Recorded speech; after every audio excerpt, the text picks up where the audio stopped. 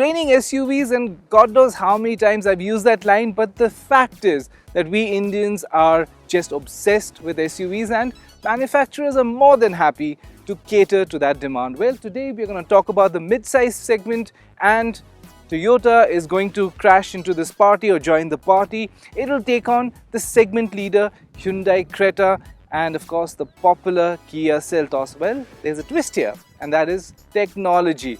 And the technology here is hybrid technology, with Toyota is the leader in the global market. So what is it going to be all about? How will it fare against the competition? Well, that is what we're going to find out today. And if you haven't already figured out, welcome to Express Drives, and I am Arup.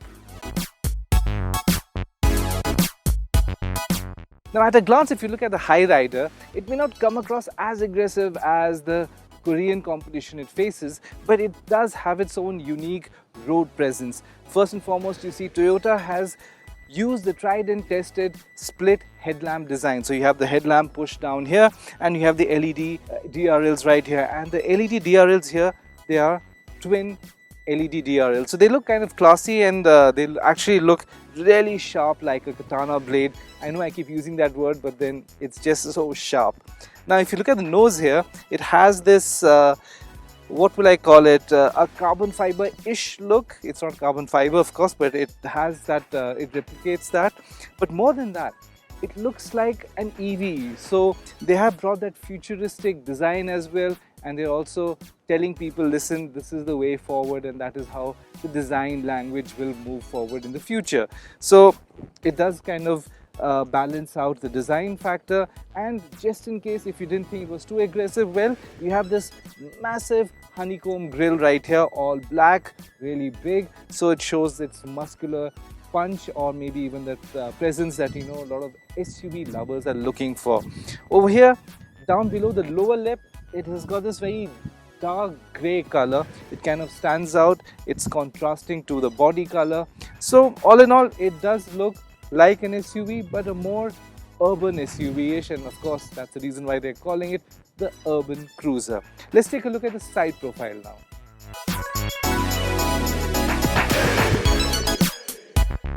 Now from the side angle you look at it, well, we have the dual tone version right here, and Toyota is offering 4 different dual tone colors and 7 monotone colors, so you can pick and choose whichever color that you fancy.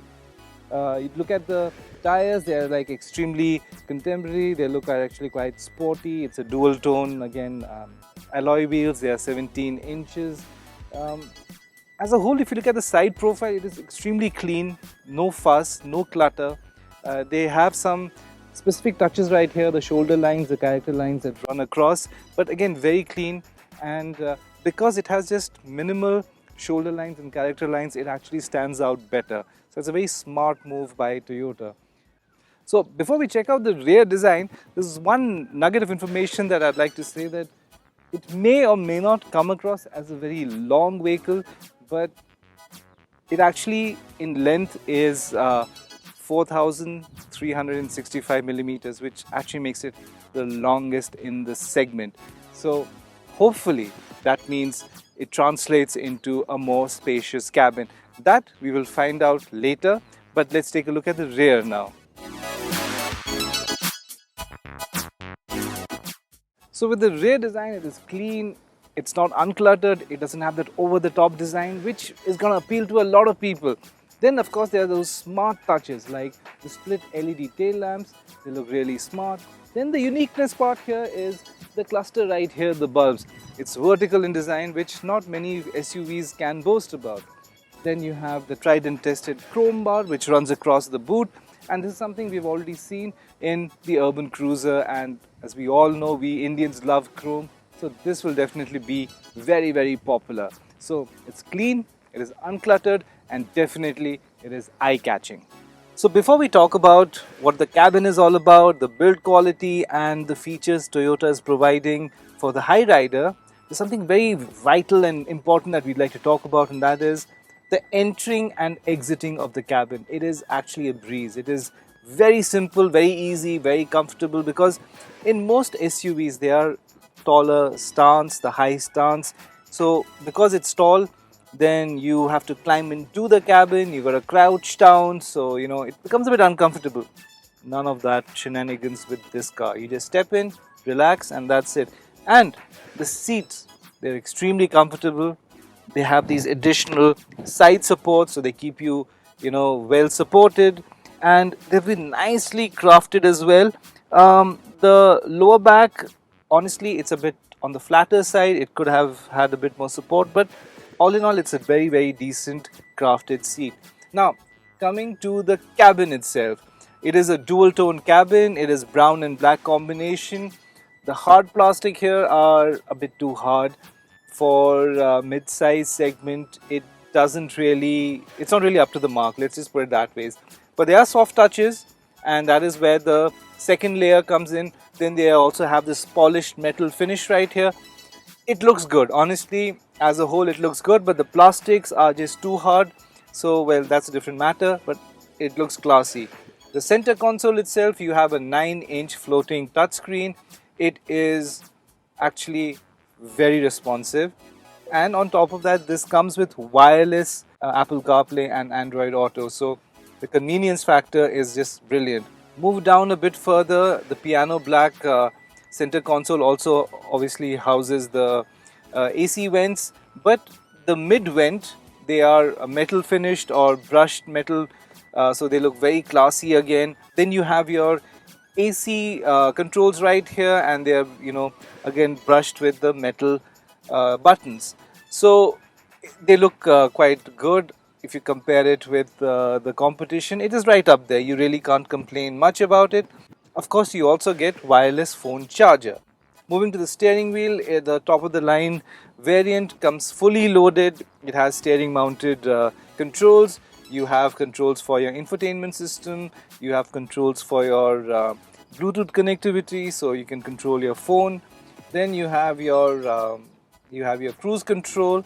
So it has a lot of functions, and which is expected also in this segment. The instrument cluster itself is all digital. It does not get an RPM meter, which would have actually helped a bit, and we'll tell you about that later. It has a 7-inch multi-information display that is very, very helpful. It has tons of information that it shows. You can obviously get your odometer, trip meter, and then you slide down. It shows you the mode in which the car is driving. Is it an EV mode? Is it hybrid mode? It shows all of those things with the graphic, and it also gives you information about your music that you're playing, the playlist you're playing. All that is also available. On top of that, you have a heads-up display. This is something that we have seen in the Baleno. We have seen that in the Maruti Suzuki Brezza. Now that has also come into the Hyryder, and that is a very, very helpful feature. A lot of people might think it's a gimmick, but no, it's not, because more than anything else, it shows you turn-by-turn navigation signal. So you don't have to move away from, you don't have to move away from your driving position and look at the infotainment system. It is very safe. So that is a very, very helpful feature. Apart from that, you also get drive modes. There are a couple of buttons right here. If you want to just stick to EV mode, then you just press the EV mode and it'll show you EV mode. You have different drive modes. There is power mode, there is eco mode, so there are 2 modes right there. So just to ensure that you have the proper range. And if it becomes really warm, well, you have front ventilated seats as well. So that practical aspect is right there. So it is a spacious cabin. It is fairly well built, and oh yes, of course, the top of the line version that we are driving comes with a special 6-speaker system, while the mid trim and the entry trim only get 4 speakers, so it gets additional 2 tweeters. So anyways, this is all about being in the front. Now let's see how the rear space is, because you got to keep in mind this is the longest SUV in the segment. So you can see that there's plenty of leg room here. You can actually fold your legs, sit back, relax, no issues right here. You can actually slide your feet underneath the front seat. Again, no problems. If you want 3 people to sit here, it's not that big of a challenge, but yeah, it could be a bit of a squeeze. They can sit right here. The best thing is it's fairly flat, so it won't be a problem. Legroom is limited, and it's understood why, because you have the AC vents right here. The seat itself is fairly comfortable. The under thigh support is average, but then most of the vehicles in this segment are like that. And oh yes, the backrest, it actually flips back, so you have an option of pushing it back right here. So it's one step back, and there it's reclined back. You get the armrest with cup holders right here, and yeah, live like king size is more like it. But all in all, it's a very comfortable seat. And there are a couple of touches that Toyota has done, like in the armrest right here.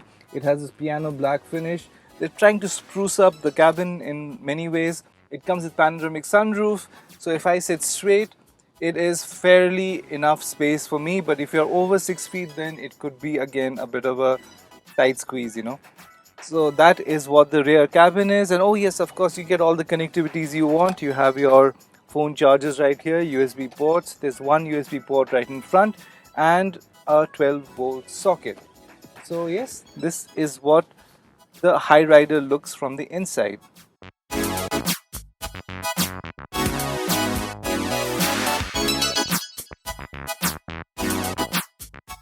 So we have told you almost everything about the Hyryder, the hybrid version, except for how does it feel to sit behind the wheel and its driving experience. Well, first and foremost, let's get the specs out of the way.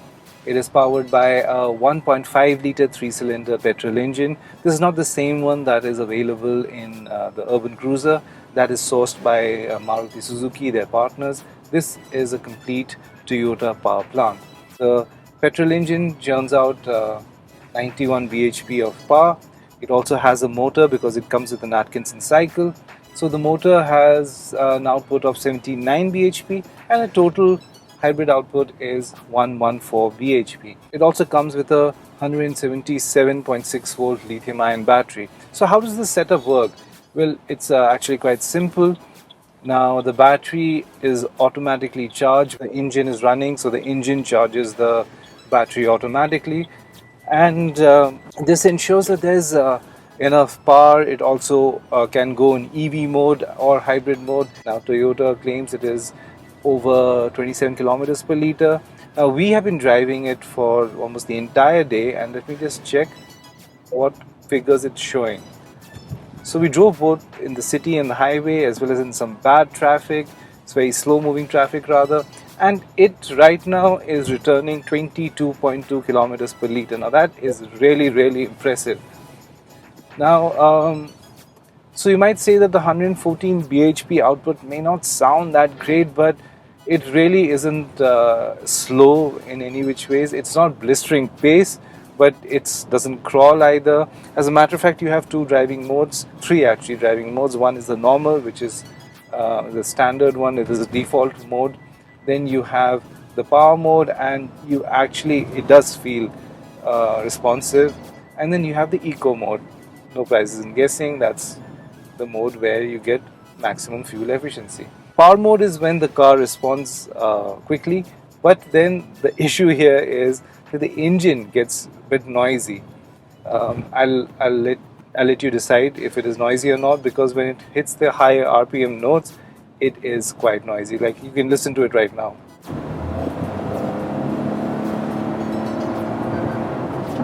So that is quite noisy, and you just have to live with it. There are no other options really.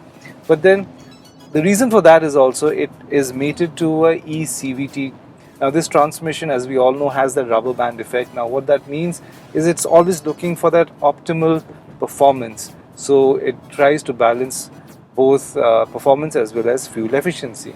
It's still perfectly alright for commuting, going to one place to another. Even on a highway, it feels very stable. It feels stable and safe. That's really a very good thing. It's not a vehicle that you'd like to push around. It's not something you would, put the pedal to the metal, because then it just sounds very loud, and it's also gathering pace at the same time. So it's not very quick as we would have liked. But either which ways, it's all about efficiency, and that is where it scores full marks. Now moving on to the complete EV mode, well, it's all about throttle input. It's not like as if you go slowly and it'll just stick to EV mode. No, if you gently press the throttle, it'll stay in the EV mode. We actually were cruising on the highway at 85 kilometers per hour, and it was on EV mode. Now otherwise, if you then want to go faster, then of course it changes from to the hybrid mode. There's also an eco bar in the instrument cluster, and that gives you an idea how fuel efficient the car is, and that doesn't matter if you are on the hybrid mode or in the EV mode. It just tells you how efficient the car is, period. Now let's talk about the ride and handling. Now in terms of ride, the suspension setup is spot on, and the dampening setup is what makes the car really brilliant, because the thing is, this is a long car and it's also an SUV, so it's slightly elevated. Now when you go over a speed breaker, there are lots of chances that the rear suspension ricochets off. It happens most of the time, but in this case it just goes over once, and then after that it just cushions. That is where the rear passengers enjoy a very comfortable ride. In terms of handling, well, it's not really a car that you're gonna throw it around in corners, and same also goes for the engine. You're not gonna be pushing it around as well. So it likes this calm zen like manner. It likes to do its own thing at its own pace, and yeah, as long as you don't push it around here and there, it's fine. It's actually, you can't really complain about it. So these are a couple of things that you have to keep in mind, but I would still suggest it is one of the most practical cars in the segment because of the space, because of its efficiency. So you really can't go beyond that if you're looking for a car for a family. So now it comes down to the million-dollar question: should you buy the Toyota Hyryder? And well, if you're looking at comfort, if you're looking at fuel efficiency, by the way, this is the most fuel efficient vehicle according to Toyota, the most fuel efficient vehicle in its segment, over 27 kilometers per liter. So what that means is that they're targeting even diesel owners, and if you're in the NCR, well, you can then run a petrol car for 15 years while the diesel's only for 10 years. But anyways, coming back to the Hyryder, it is spacious, it is comfortable, it has features that you are expecting. The cabin interiors could have been slightly better, but again, it's all right. It's not a deal breaker. The only thing now is in Toyota's hands: how much will it cost? Now, it will go up against a lot of different vehicles, but it will also go against its namesake, Maruti Suzuki Grand Vitara. So, well, we have to see how the pricing goes. But apart from that, we all know when it comes to the ownership experience, Toyota is right up there. So if you're really interested in a brand new mid-size segment SUV, we suggest go to the nearest Toyota dealership and take a test drive and find out the wonders of the hybrid life. If you haven't already subscribed to the channel, please do so. Do let us know what you think of the Toyota Hyryder. Also, let us know if the hybrid life is for you. And if you like the video, please click on the thumbs up button.